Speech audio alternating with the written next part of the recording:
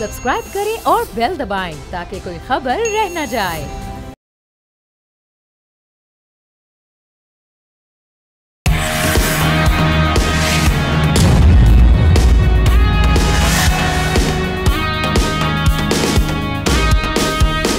अस्सलामुअलैकुम, आप देख रहे हैं न्यूज़ पंच। मैं हूं आमना खटाना।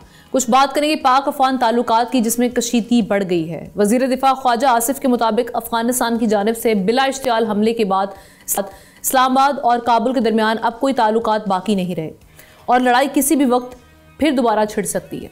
पाकिस्तानी वफ्द का दौरा काबुल भी मनसूख हो चुका है सारी सूरत हाल में, जबकि ISPR के मुताबिक दोनों ममालिक के दरमियान जंग में 200 से ज़्यादा तालिबान जंगजू मारे गए, जबकि पाकिस्तान के 23 जवानों ने जाम शहादत नोश किया। पाकिस्तान पर हमले ने रियासती दहशतगर्दी में भारत अफगानिस्तान गठजोड़ भी बेनकाब कर दिया है।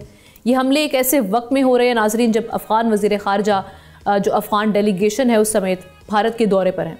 चाइना और रशिया ने इस सूरत हाल पर गहरी तशवीश का इजहार किया है, जबकि अमरीकी सदर डोनाल्ड ट्रंप ने पाक अफगान जंग पर बात करते हुए कहा कि वो जंगें ख़त्म कराने में माहिर हैं और अगर ये जंग बढ़ती है आगे तो ऑब्वियसली वो मीडिएशन का किरदार निभा सकते हैं। लेकिन क्या पाकिस्तान एक नए महाज में दाखिल हो चुका है और क्या काबुल की पॉलिसियों के पीछे जिस तरह से हम देख रहे हैं कि इंडियन हाथ है, तो ये मामलात क्या अब आगे बढ़ेंगे? इंडिया क्या अब काबुल को अपनी प्रॉक्सी के तौर पे यूज़ करके इसी तरीके से मामलात आगे बढ़ाएगा, या फिर हम देखेंगे कि जो हमारे डिप्लोमेटिक फोरम्स हैं या डिप्लोमेटिक ऑप्शन है उसको फिर दोबारा कुछ टाइम के बाद इस पर बातचीत हो सकती है उसके थ्रू? इसी पर बात करते हैं। एहतशामुल हक साहब सीनियर एनालिस्ट और उनके साथ साथ ज़ाहिर शाह शिराजी साहब सीनियर एनालिस्ट हमें ज्वाइन कर चुके हैं। दोनों को वेलकम करते हैं प्रोग्राम में। शाह साहब, मैं आपसे आगाज़ करती हूँ। सारी सूरत हाल आपके सामने है। अभी जो स्टेटमेंट्स मैंने कोट की ख्वाजा आसिफ साहब की, वो भी बता रहे हैं कि अब कोई ताल्लुकात फ़िलहाल नहीं रहे, और साथ ही साथ हम देख रहे हैं कि जो पाकिस्तानी वफ्द का एक डेलीगेशन जिसने जाना था वो भी ये विज़िट कैंसिल कर दिया है अफ़गानिस्तान का। तो अब जो हमारे पास ऑप्शंस हैं, क्या वो जंग वाला ऑप्शन ही है? दूसरी जानिब से भी इल्ज़ामात आ रहे हैं और अफ़गान वज़ीर ख़ारजा भारत में बैठ के ये कह रहे हैं, उन्होंने ये सवाल रेज़ किया है कि ये मामला सिर्फ पाकिस्तान ही की जानिब से क्यों रेज़ किया जा रहा है। उनकी जानिब से ये कंसर्न अगर वाकई अफ़गानिस्तान की सॉइल यूज़ हो रही होती टेररिज्म के लिए, तो ये जो हमारे बाकी ममालिक हैं इस खिते के जिनमें ईरान और उन्होंने रशियन स्टेट्स जो पहले थी उनके साथ साथ उन्होंने चाइना का भी जिक्र किया है, तो वो कह रहे हैं इन ममालिक को हमसे शिकायत नहीं है, जबकि हम ये जानते हैं कि चाइना मॉस्को फॉर्मेट में चाइना समेत ईरान भी उन ममालिक में शामिल था जिन्होंने इस बात को पाकिस्तान की सेकंड की है और अपने कंसर्न्स का इजहार किया है।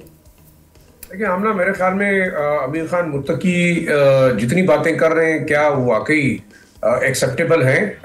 वो तो मेरे ख्याल में आम हालात में जैसे वो समझते हैं कि दुनिया के अंदर गैर इस्लामी जो निज़ाम है हम उसके खिलाफ लड़ते रहे हैं, अमेरिका की जो है ना वो इनफिडल हुकूमत के खिलाफ लड़ते रहे हैं, वो कम्युनिस्ट रशियंस के खिलाफ लड़ते रहे हैं जिनकी नाकोल फेल में हमेशा तजाद रहा है और जो हमेशा धोखा करते रहे। तो अमीर खान मुत्तकी जो कुछ इस वक्त कह रहे हैं क्या वो सच है? देखिए, मॉस्को फॉर्मेट में बड़ा क्लियरली बताया गया था नाम लेके कि BLA, PTIM, IMU, TTP, ये तमाम दहशतगर्द ग्रुप अफगानिस्तान के अंदर इनके ट्रेनिंग कैंप्स मौजूद हैं। डिप्लोमेट की रिपोर्ट है कि वहाँ 60 से 70 अलकायदा के ट्रेनिंग कैंप्स मौजूद हैं जहाँ इन तमाम ग्रुपों को बाकायदा ट्रेनिंग दी जाती है और बाकायदा उनको सपोर्ट किया जाता है फाइनेंशियल भी और दूसरे मामलात का। दूसरा, America United nation security council ने खुद कहा है कि TTP और IS के इस वक्त अफगानिस्तान में दहशतगर्दी का एक बहुत बड़ा मरकज़ है जो कि तमाम दुनिया के लिए ख़तरा है। तो अमीर खान मुत्तकी की बात पे यकीन किया जाए या इंडियन जो उनके दोस्त हैं उनकी बात पे यकीन किया जाए? वाज़े एक मैसेज पाकिस्तान के लिए है, पाकिस्तान डिफेंड कर रहा है, पाकिस्तान ने एग्रेशन नहीं किया। पाकिस्तान को डिफेंड करते करते थक गया पिछले 2-2.5 सालों से। उनको बार बार कि जनाब यहाँ पे इनके घर हैं, यहाँ पे इनके रिहाइशगाहें हैं, इस जगह पे इनके ट्रेनिंग कैंप्स हैं, आप इनके खिलाफ एक्शन लें। पहले तो वो सालिसी की बात करते रहे, बातचीत अगर चले वहाँ पे कोई मौजूद नहीं है तो किससे सालिसी करवा रहे थे? ये बताएं कि इन्होंने IMU के जो सरबराह हैं TIP के अब्दुल हक तुर्किस्तानी, उन्हें बाकायदा काबुल बुलाया, मिलिटेंट्स की लिस्ट दी हुई है। ईरान ने बड़ा वाज़ेह कह दिया है कि इसके बाद वो किसी भी तरीके से यहाँ अपनी बॉर्डर को उन्होंने सील कर दिया है। 10-11 लाख अफगानी भेज दिए, 65 अफगानियों को सजाए मौत दी है। ईरान और इसराइल जंग में ईरान के खिलाफ जासूसी के इल्ज़ाम है। तो अमीर खान मुत्तकी कहाँ रहते हैं? दूसरा देखिए, मॉस्को फॉर्मेट की मीटिंग के बाद बाकायदा चारों मुल्कों का जो मीटिंग हुई, पाकिस्तान, रशिया, चाइना, ईरान, तो बुला के अमीर खान मुत्तकी को कहा गया एम्बेसडर सादिक की मौजूदगी में कि या तो आपने फैसला करना, आप इन ग्रुपों को सपोर्ट करें, या हम आपकी डेवलपमेंट जो है ना वो फिर नहीं करेंगे, और अगर आप एक्शन नहीं ले सकते तो हम लेंगे। मेरे ख्याल में पाकिस्तान के लिए देखें बड़ा अच्छा मौका है।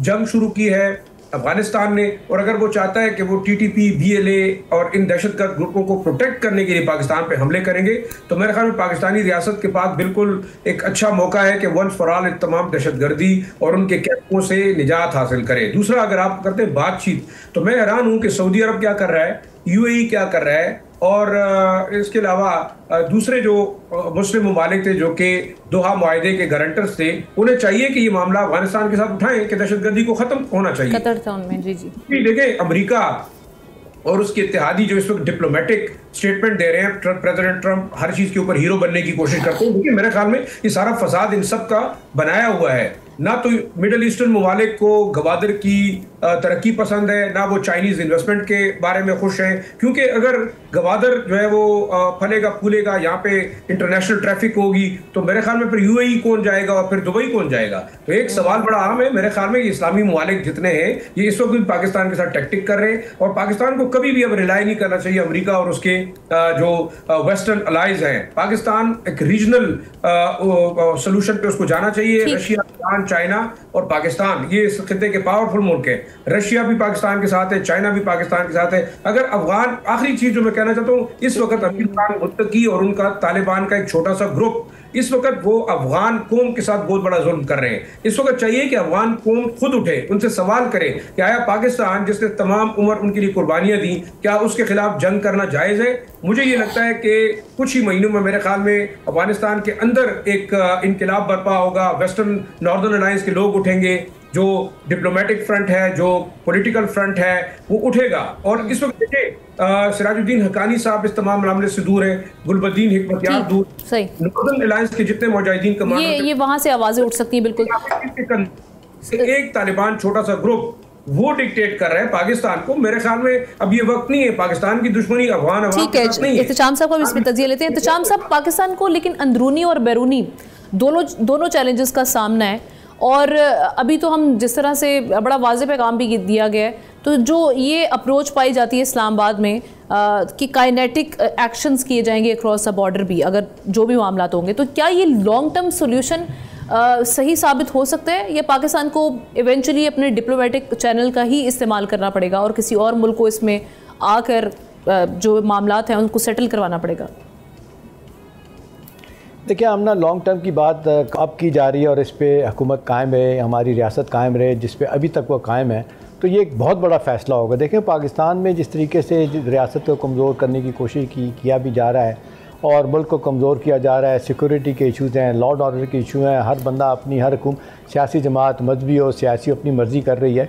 इस वक्त सूरत हाल जो है ना, एज़ वी स्पीक, तो लगता है कि बड़ा शदीद और बड़ा प्रोफाउंड किस्म का ये एहसास हो गया है कि अगर इस रियासत को रहना है, इंशाल्लाह रहेगी, आप और मैं चले जाएंगे दुनिया से, रियासत रहेगी। इसके लिए एक बड़ा फ़ैसला जो हो चुका है ना, वो स्ट्रेटेजिक सतह पे हो गया है कि जी कम वट में अब ये जिस तरीके से दहशत गर्दी है, मुल्क के अंदर मुसल्लह जत्थे हैं। अब बाय द वे ये 2 दिन से आप जो देख रही हैं TLP वाले, जितना शदीद क्रैकडाउन किया गया है, उनके बंदों को पकड़ने की पूरी कोशिश की जा रही है। ज़ीरो टॉलरेंस का लफ्ज़ इस्तेमाल किया जा रहा है कि जी हर बंदा जो मुंह उठ के आ जाए, जी हमने जाना है इस्लामाबाद में और जाके मुजाहरा करना है अमेरिकन एम्बेसी के आगे। देखें, ये UN का चार्टर कहता है, आप इंडिया की एम्बेसी के पास भी जाके ये काम नहीं कर सकते। ये हुकूमत पाकिस्तान का, रियासत का काम है, इस तरह की चीज़ें ना होने दें। ये जो आप सवाल कर रही हैं, इंपॉर्टेंट बात है। हम ना for all time to come, once and for all की जो बात होती है ना, कि भाई हर चौथे साल, तीसरे साल, 6 महीने बाद हम देखते हैं क्योंकि मामला निकल आता है अंदरूनी तौर पे, बैरूनी तौर पे, और हुकूमत और रियासत बेबस नज़र आती है। आज जो बड़े फैसले कर लिए गए हैं सिविल और मिलिट्री लीडर्स की तरफ से, जी अब ज़ीरो टॉलरेंस होगी, हमने किसी को नहीं छोड़ना। और ये 2 दिन से जो हुआ है मुरीदके में, ये बड़ा वाज़ेह तौर पर सबूत है कि जी अब नहीं किसी को छोड़ा जाएगा। इसी कॉन्टेक्स्ट में आप देख लें जो अफगान माजीन के साथ हो रहा है, अभी आप देख लें जिस तरह मुत्तकी साहब गए हिंदुस्तान, वज़ीर ख़ारजा अफ़गानिस्तान के, उन्होंने एक नया बैटल फ्रंट खोल दिया है। अब दूसरी तरफ ये कहा जा रहा है कि हिंदुस्तान और अफ़गानिस्तान, ये स्ट्रेटेजिक डिसओरिएंटेशन इनकी हो चुकी है। दोनों फॉरेन मिनिस्टर जो है मुत्तकी भी और जयशंकर भी आप देख लें इररेलेवेंट है, दुनिया में इनको कोई पूछ नहीं रहा, इनसे कोई बात नहीं कर रहा। पाकिस्तान को देख लें कितना रेलेवेंट हुआ है कई हवालों से। अब उनकी पूरी कोशिश है कि ये दोनों मिल के ये जो दोनों को नुकसानात हुए हैं बड़े शदीद किस्म के पाकिस्तान के हाथों से, वो उनको पूरा करने के लिए या किसी हद तक पाकिस्तान को कमज़ोर करने के लिए ये साजिश तैयार की गई है कि जी दोनों मिल के जितने दहशतगर्द ग्रुप हैं, माली मुआवनत और उनको ट्रेनिंग जो भी कुछ कर सकते हैं हम करेंगे। तो ये पूरी कोशिश है। लेकिन दूसरी तरफ अच्छी बात है कि यहाँ पे बड़े बड़े फ़ैसले हुए हैं हुकूमत की तरफ से, रियासत की तरफ से, कि अगर रियासत को बचाना है तो फिर ज़ीरो टॉलरेंस होगी, चाहे अफगान महाजरीन है। भाई दी आज लेटेस्ट खबर, अभी मैं जब आपके प्रोग्राम में बैठ रहा था हम ना, तो मैंने टीवी पे देखी, आपने you must have seen as well, जिसमें फ़ैसला किया गया है कि जी केपी में तमाम अफगान महाजरीन के पनाहगज़ीन के जो पनाहगाहें थी ना, उनको ख़त्म कर दिया जाएगा। और केपी हुकूमत को बाकायदा एक नोटिफिकेशन भेज दिया है कि जी इनको गैर कानूनी तौर पे जितने महाजरीन को वापस किया जाएगा। देखें, बुनियादी तौर पे हम ना इस वक्त जो हमारे ताल्लुकात ख़राब हुए हैं और पाकिस्तान में दहशतगर्दी 2021 के बाद बहुत बुरे तरीके से आई है सूबे दोनों में, केपी और बलूचिस्तान में। उसकी वजह यही है कि मुहाजिरीन को जब से निकाला जा रहा है, उनके अपने घरों में भेजा जा रहा है, ये अफगान हुकूमत को टोटल हज़म नहीं हो रही बात। लेकिन हुकूमत इस बात पे कायम है, इसके लिए हुकूमत तैयार है कि जिस तरह के भी सर्कमस्टांसेस होंगे उनको हम फेस करेंगे। अब इम्पॉर्टेंट बात आमना ये है जिसका आप अपने इंट्रो में भी जिक्र कर रही थी, ख्वाजा आसिफ साहब ने कहा है कि जी दोबारा भी होगा। मेरी इत्तला ये है कि जो अब उनका रोना पड़ गया है कि 24-25 उनकी पोस्ट पे जो कब्ज़ा किया है, वो कहते हैं जी इनको दे दें हमें वापस, हम नहीं करेंगे, ये करेंगे, इन सो मैनी वर्ड। मुजाहिदुल्लाह ज़बी साहब, ज़बीउल्लाह मुजाहिद साहब और इस तरह के और लोग भी जो है ना, लेकिन हम इन पर एतबार नहीं कर सकते। हमें बिल्कुल इस बात का पक्का यकीन रखना चाहिए कि ये दोबारा करेंगे, हिंदुस्तान और दोनों मिलके करेंगे। अल्हम्दुलिल्लाह अभी तक तो हमने भरपूर तरीके से इनको शिकस्त दी है। अच्छी बात है आमना कि पहली मरतबा एक मुद्दत के बाद हम देख रहे हैं कि सफारती सतह पे भी हमारी बात सुनी जा रही है।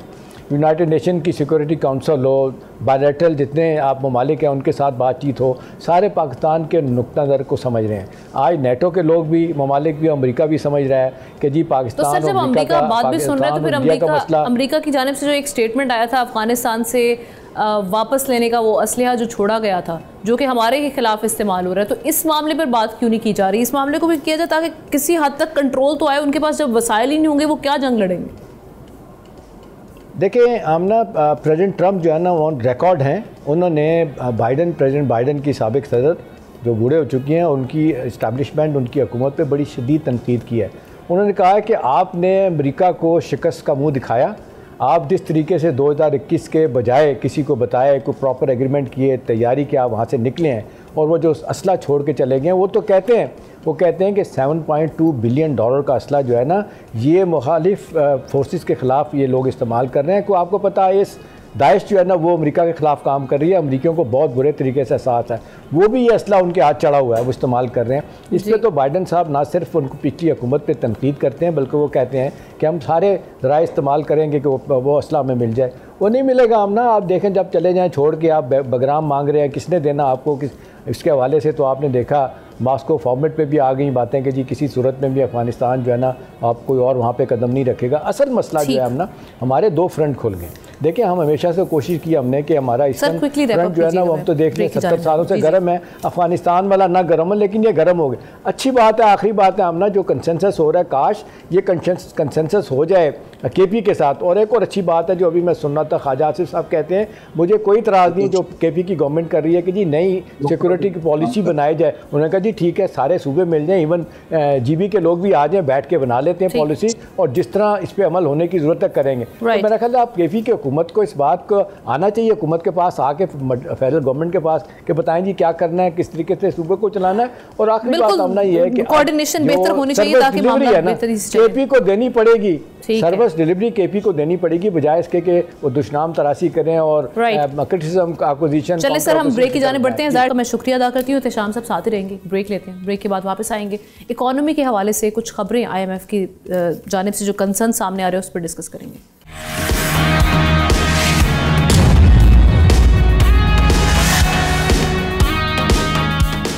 वेलकम बैक नाजरीन। IMF ने पाकिस्तान में सरकारी अफसरान के असासे जाहिर करने के मौजूदा निज़ाम पर अदम इत्मीनान का इजहार करते हुए एक जामे निज़ाम बनाने का मुतालबा किया है। हुकूमत की सिर्फ बैंक अकाउंट्स की मालूमात की तजवीज़ को नाकाफ़ी करार देते हुए तमाम माली और गैर मनकूला असासों की मालूमात पर जोर दिया गया है। वज़ारत ख़जाना आइंदा मुलाकात में नया मैकेनिज़्म और टाइम लाइन पेश करेगी। दूसरी जानिब एक और बड़ा अहम मामला, कौमी असम्बली की कायमा कमेटी में पेश की गई रिपोर्ट के मुताबिक मुल्क के जो एक्सटर्नल डेट और लाइबिलिटीज़ हैं वो बढ़ते ही चले जा रहे हैं, जिसे माहिरीन मईशत के लिए इसे खामोश ख़तरा करार दे रहे हैं कि ये मईशत के लिए खामोश ख़तरा है। इनको कैसे कंट्रोल, क्या ये जो हमारे एक्सटर्नल डेट्स हैं इस विशेष साइकिल से हम कभी बाहर आएंगे या डेट पे डेट लेते जाएंगे? और साथ ही साथ इनके यूज़ पर भी क्वेश्चंस रेज हुए हैं इस कायमा कमेटी में जो इजलास हुए उसमें। इसी पर एहतशाम साहब का तजिया भी लेते हैं और ख़बर भी लेते हैं कि अब क्या मामला चलने वाले हैं। ख़ास तौर पे जो पहला हिस्सा था इंट्रो का जिसमें हम बात कर रहे थे कि जो एसेट्स हैं डिक्लेरेशन के हवाले से IMF के जो कंसर्न्स बार बार सामने आ रहे हैं, क्या अब इस पर कोई एहतशाम साहब हुकूमत कुछ सोच रही है? कब तक इन मामलात पर प्रोग्रेस हमें नज़र आएगी, कोई डेवलपमेंट होगी? और दूसरा ये जो एक्सटर्नल डेट्स हैं इसकी वजह आप क्या समझ रहे हैं कि दिन ब दिन इनमें इजाफा होता चला जा रहा है और तशवीशनाक हद तक इजाफा हो गया, और साथ ही साथ इसके असरात लॉन्ग टर्म क्या हो सकते हैं अगर हम इस विशेष साइकिल से नहीं निकलते तो? आमना पहले बात कर लेते हैं एसेट डिक्लेरेशन की जो सिविल सर्वेंट के बारे में है 2000 अपना ग्रेड 17 से ग्रेड 22 तक के लिए। देखिए अब जिस तरीके से ख़बरें आ रही हैं कि हमारे वज़ीर ख़जाना ने उनसे कहा है कि जी थोड़ा टाइम हमें दे दें, और ये बाकायदा वो कहते हैं जी फॉर्मेशन इसकी नहीं, आप एसेट डिक्लेरेशन का कोई मैकेनिज़्म जो बनाना है वो बना के दें। देखिए आमना बुनियादी तौर पे ये बात हमें सबको ध्यान में रखनी चाहिए कि ये जो $7 बिलियन का पाकिस्तान का ये प्रोग्राम 3 साल का था और चल रहा है हमारा ये, इसकी एक की शर्त थी, की कंडीशन थी कि आप ये जो आपके सिविल सर्वेंट्स हैं ग्रेड 17 से ग्रेड 22 तक के, इनके अपने इनकी फैमिलीज़ के सारे एसेट्स जो है ना आप डिक्लेयर करेंगे कि इनके मुल्क के अंदर मुल्क के बाहर कहाँ जायदादें हैं। तो देखें आमना ये तो सीधी सी बात है, मैं तो ये कहूँगा कि अगर ये लफ्ज़ को गलत नहीं है तो ये दुम पे पाँव रखा गया है सिविल सर्वेंट्स की ना।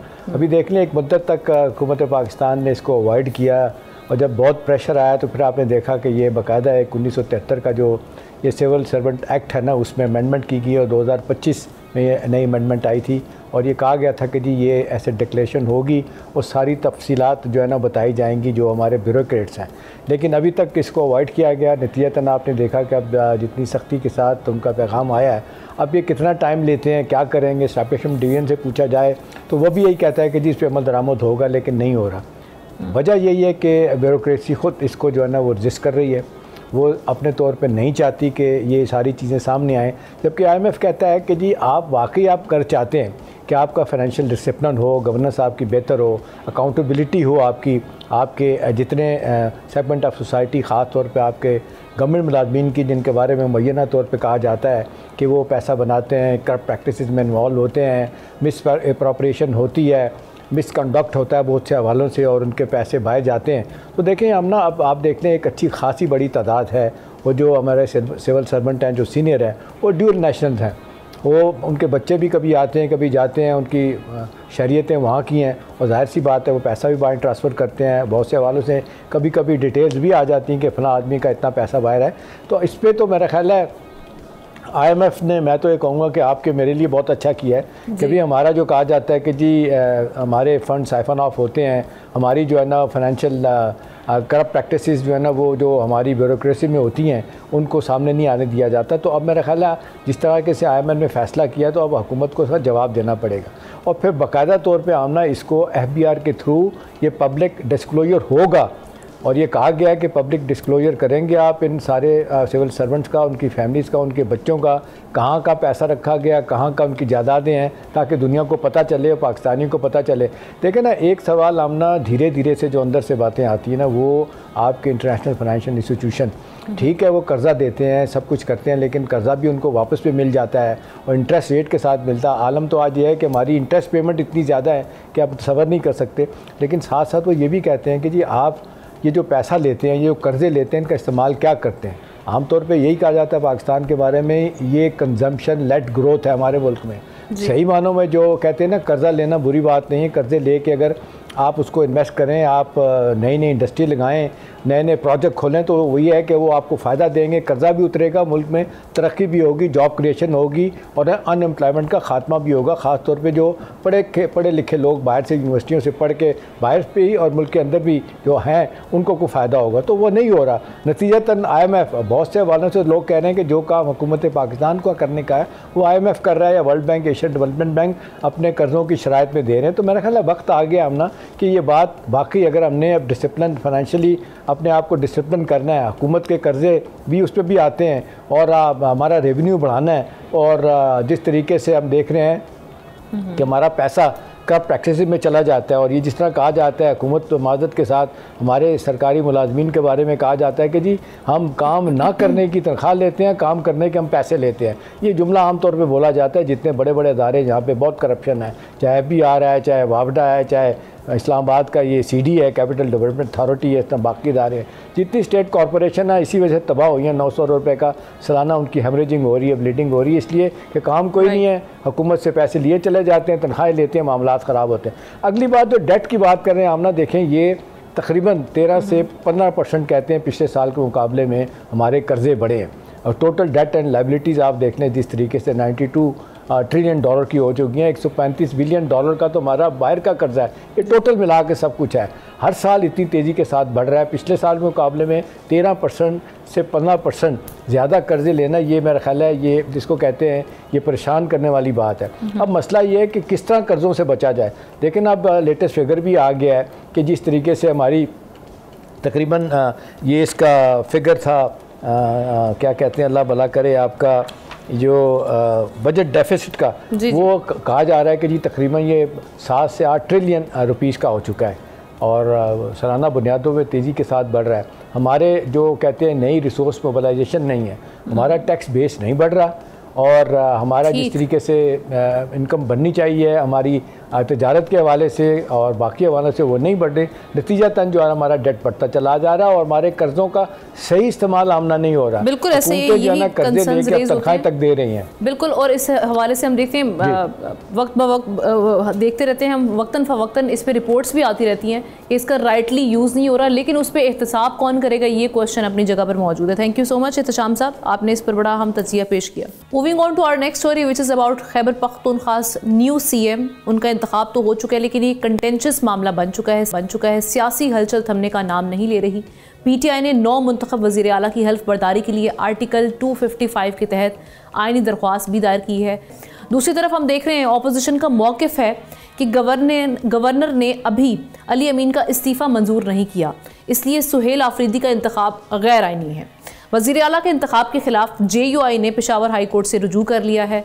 वज़ीर आला का इंतखाब आइनी था या नहीं है, इस पर बात करने के लिए हाफिज़ एहसान अहमद साहब लीगल एक्सपर्ट हमें ज्वाइन कर चुके हैं। थैंक यू सो मच हाफिज़ साहब। हाफिज़ साहब, सबसे पहले तो आर्टिकल 255 समझाइएगा जिसके तहत ये कहा जा रहा है कि जी कोई भी ओथ ले सकता है, गवर्नर का होना ज़रूरी नहीं है।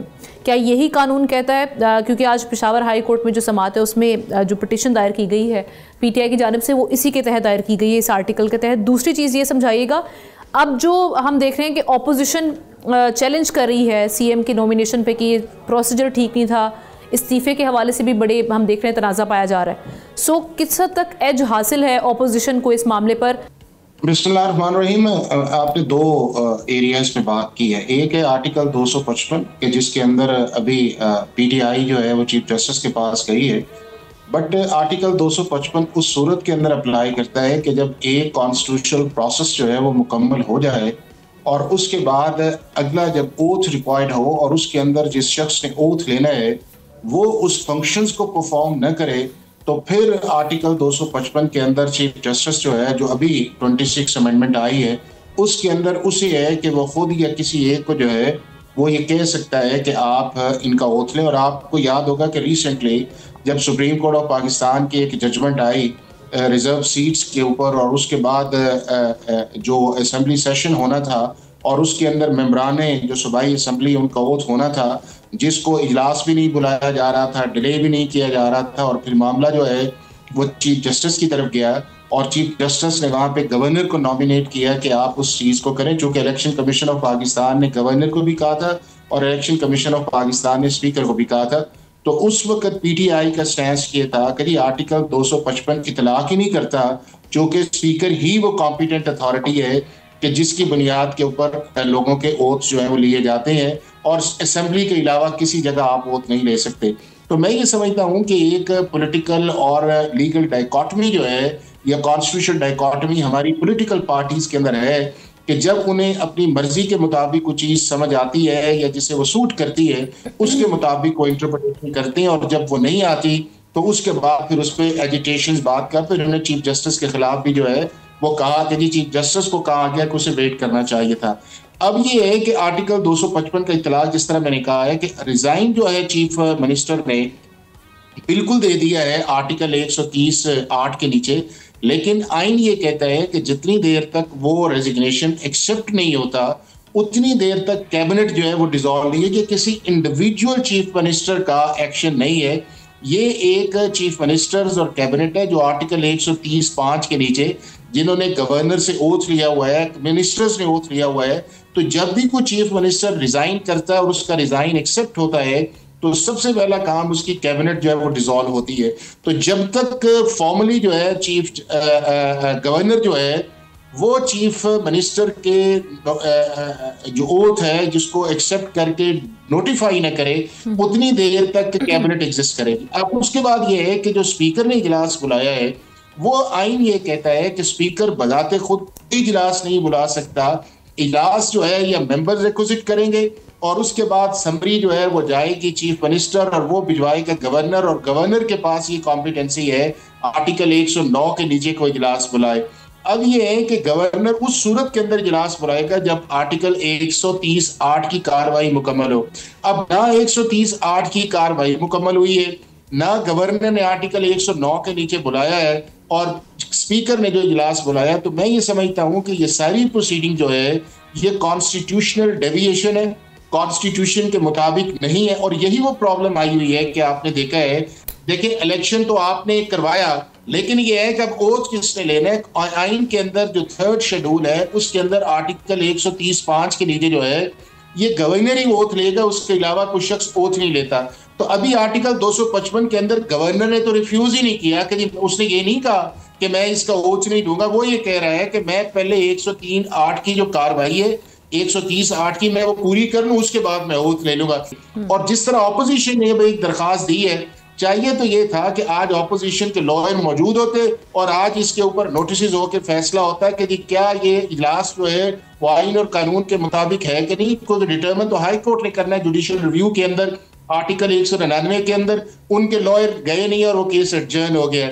और वहां पे मैं समझता हूँ कि गवर्नर को 130(8) की प्रोसीडिंग जो थी वो अब तक उसको इस्तेमाल कर लेना चाहिए था ताकि ये भी ना आती, और ये जो कॉन्स्टिट्यूशनल डेविएशन की तरफ चलेंगे ये भी 1-2 दिन वेट कर लेते कि जब 2 आपके टाइम आए, एक आपने टाइप किया एक रिजाइन किया है, तो अगर परसों आपकी तरफ गए थे, अगर 2 दिन नहीं है तो उसके बाद फिर आपके पास ऑप्शन है, जो कि जिस तरह पॉलिटिकल कन्फ्रंटेशन है आप हाईकोर्ट में चले जाते और हाईकोर्ट से एक ऑर्डर ले आते। बट अनफॉर्चुनेटली अप्रैल 2022 से हमारे मुल्क के अंदर जो कि पॉलिटिकल रिकंसिलिएशन नहीं है, उस वजह से कॉन्स्टिट्यूशनल डिसरप्शन है और कॉन्स्टिट्यूशनल डेविएशन है, जिसका थैंक यू वेरी मच हाफिज एहसान अहमद साहब हमारे साथ मौजूद थे अपना कानूनी नुक्ता नज़र इस पर पेश करने के लिए। अभी जो हालिया हिस्ट्री में पाकिस्तान की हमने देखा है इलेक्शंस को लेकर, वो चाहे ये वाले इलेक्शंस हो, उससे पहले हमने देखा था 2022 में गालिबन हमजा शहबाज साहब की हुकूमत जो पंजाब में बनेगी, उनको थोड़ी देर के लिए जो वज़ीर आला बने थे उसमें भी बहुत सारे इख्तलाफात पाए गए थे। सो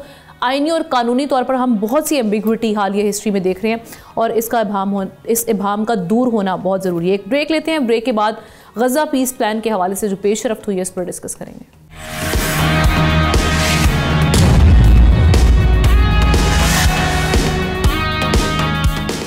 वेलकम बैक नाजरीन। मिस्र के शहर शर्मुल शेख में वो दिन आखिर आ ही गया जिसका इंतजार पूरी दुनिया को था। अमरीकी सदर डोनाल्ड ट्रंप, मिस्र, कतर और तुर्किया के सरबराहान ने इजराइल और हमास के दरमियान तारीखी गजा अमन मुआहदे पर दस्तखत कर दिए। वज़ीर आज़म शहबाज शरीफ ने इजलास में पाकिस्तान की नुमाइंदगी करते हुए सदर ट्रंप को अमन का अलमबरदार करार दिया और एक बार फिर उन्हें नोबेल प्राइज़ के लिए नामजद करने की तजवीज़ दी। ट्रंप ने अपने खिताब में फील्ड मार्शल आसिम मुनीर और शहबाज शरीफ का शुक्रिया अदा करते हुए कहा कि मशरिक़ वुस्ता में अब अमन की नई सुबह तुलू हो रही है। लेकिन अब देखना ये है कि जो सारी सिचुएशन बन रही है ये कब तक लास्ट करती, सीज़फायर के मामलात हैं वो अगला मरहला जो है वो क्या वो भी इसी तरीके से तय पा जाएगा जैसे हमने देखा कि पहला मरहला पॉजिटिवली हैंडल हुआ। इसी पर बात करने के लिए अब्दुल्ला हमीद गुल साहब, चेयरमैन जवानाने पाकिस्तान, नेशनल और इंटरनेशनल अफेयर्स पर इनकी एक्सपर्टीज़ है, आपको वेलकम करते हैं प्रोग्राम में। अब्दुल्ला साहब, अब आप क्या मामला देख रहे हैं, क्योंकि सबसे पहले तो यही खदशात रहते रहे कि जो इजराइल है वो इम्प्लीमेंटेशन नहीं होने देगा जो उनके प्लान्स रहे हैं अब तक, और अब जब हम देख रहे हैं कि इतने स्टेक होल्डर्स हैं, बाकायदा एक पीस प्लान पर दस्तखत भी हो चुके हैं, तो उसके बाद क्या ये खदशात जन्म लेने चाहिए, या फिर हम ये कहें कि नहीं अब जो है वो मगरिब की हिमायत भी हासिल हो चुकी है, मुस्लिम दुनिया भी इस पर ऑन बोर्ड है, तो अब अगर इजराइल इससे आगे पीछे होता है तो उनको बहुत से जो है कॉन्सिक्वेंसेस वो फेस करना पड़ेंगे। बिस्मिल्लाहिर्रहमानिर्रहीम, बहुत बहुत शुक्रिया। देखिए, हम दूध के जले हैं, छाछ भी फूंकेंगे, तो जाहिर है ये तो एक हकीकत है। और action speaks louder than words. जब आप अमली तौर पर कोई चीज़ दिखाते हैं, लेकिन इस सारे में बहुत अच्छी बात है, खुशाइंद है, इसमें कोई शक व शुबा नहीं। पाकिस्तान की तारीफ हुई, ये बहुत अच्छी बात है। इंटरनेशनल अरीना में जिस तरह से डिप्लोमेटिक कम्युनिटी के अंदर पाकिस्तान का किरदार बढ़ रहा है, मेरे ख्याल में ये पाकिस्तान के लिए बायस इज़्ज़त व इफ्तिखार है। और अल्हम्दुलिल्लाह, जब अगर वो फील्ड मार्शल को माय फेवरेट कह के पुकार रहे हैं, क्योंकि ट्रंप साहब जो हैं वो हमने ये देखा है कि वो बहादुर लोगों के कायल हैं, और जिस तरीके से वो अभी भी जो उनके हीरोज़ हैं उसके अंदर जितने भी लोग हैं वो बहादुर लोग जो है शामिल हैं। इस वजह से हमारे फील्ड मार्शल के लिए उनके अच्छे जज्बात हैं।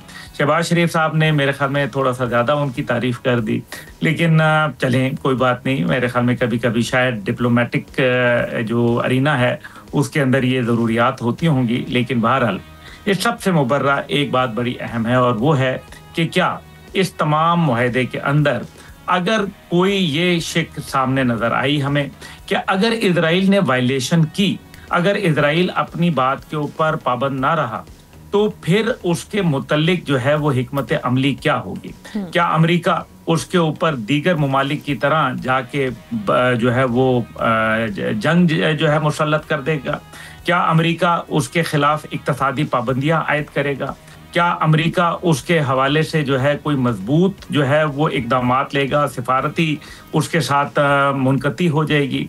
तो फिर ऐसा अभी तक कुछ देखने में नहीं आया। और साथ ही साथ जब कैनेसेट के अंदर जो उनकी पार्लियामान है उसके अंदर जो तकरीर की, उसके अंदर आपने देखा कि 2 रुकन जो असेंबली थे उन्होंने बाकायदा जो है वो गजा के हवाले से, फ़लस्तीन की आज़ाद रियासत के हवाले से उसको तस्लीम करने का मुतालबा किया, जिसके ऊपर जमहूरी रवैये तो यही कहते थे कि उनको वहाँ बैठे जाते और वो उनकी बात सुनते, लेकिन उनको जो है निकाल दिया गया और पूरी असेंबली ने वहाँ खड़े होके उनके लिए, डोनाल्ड ट्रंप साहब के लिए तालियां बजाईं और जो है उनकी इस बात के ऊपर जो है अप्रिशिएट किया गया। दूसरी जानिब जो है वो आप देख लीजिए कि इस सब में का हमने एक बात की है, पाकिस्तान का प्रिंसिपल स्टांस है कि ठीक है, 2 कौमी दो रियासती हल है वो अपनी जगह, वो कि मैं उससे इख्तलाफ राय रखता हूँ, लेकिन कोई बात नहीं।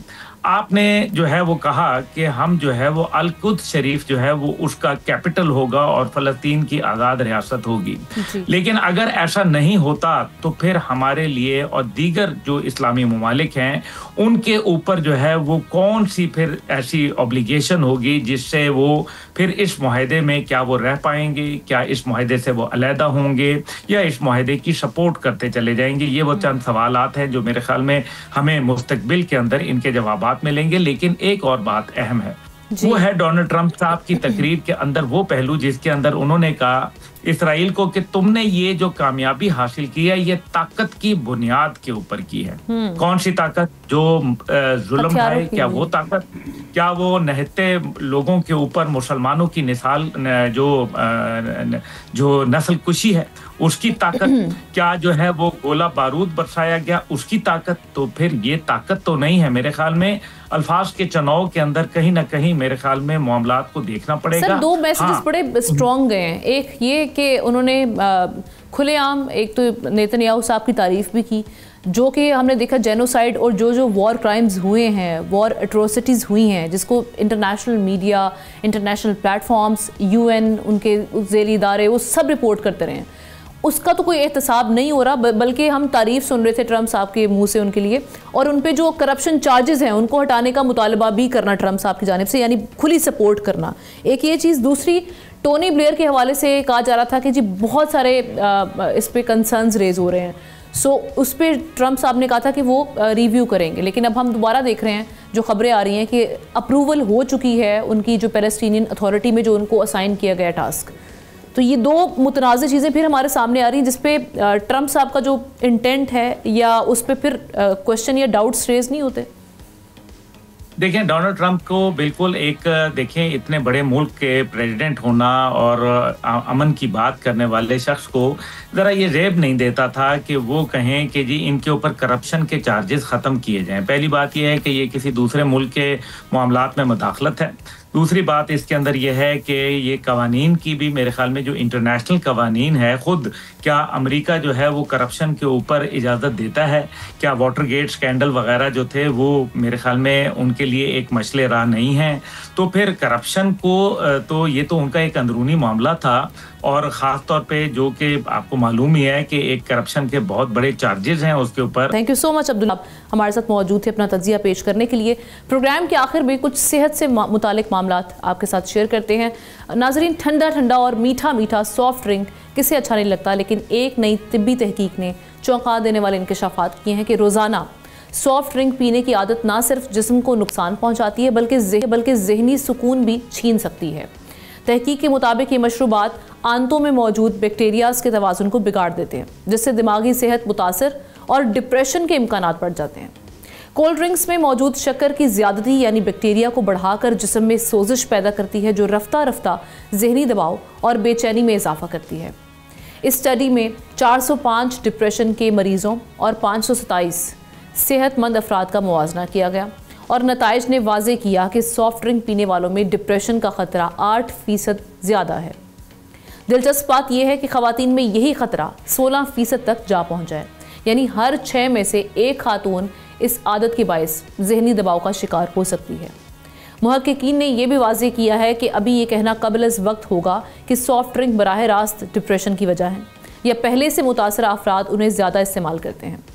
डॉक्टर्स का मशवरा है कि ज़हनी और जिस्मानी तवाज़ुन के लिए सॉफ्ट ड्रिंक के इस्तेमाल को महदूद किया जाए। इस हवाले से आप कमेंट सेक्शन में जाके अपनी राय का इजहार कर सकते हैं। हमें इजाज़त दीजिए, इंशाल्लाह कल मुलाकात होगी। अल्लाह हाफ़िज़।